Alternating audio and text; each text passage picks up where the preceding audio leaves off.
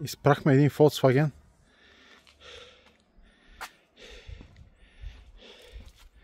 Изчистихме вратите, легенчетата. Долу мокета изпрахме, седалките вече са почти сухи. Таблото е изчистено, подхранено, парното е обезпрашено.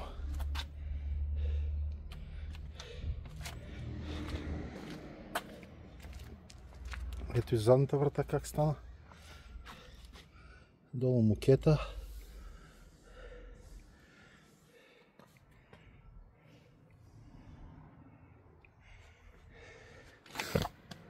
Задните седалки бяха много мръсни. Имаше детско столче отзаде. Доста пюрета излязоха, млека. Ето го столчето и него изпрахме. Тези също са почти сухи.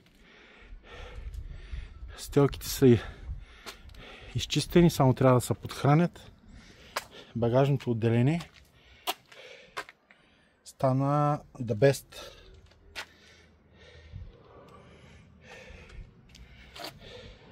То също беше доста мръсничко. Отзад седалките са изчистени. Пластмасите са почистени, подхранени. Лайсните също. Гумените са подхранени. Ето и задната врата.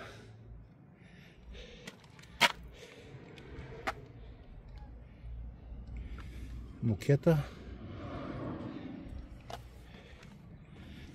Доста си поиграх.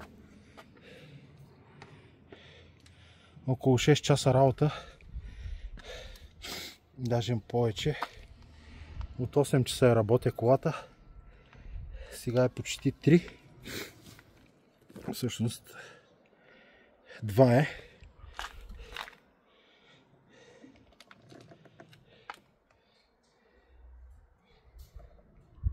Таблото също е изчистено, подхранено, парното. Мокета. Но седалките наистина се изпраха много добре. Цялата кола, доволен съм. И това е. РТС Враб Центре. Качество без аналог.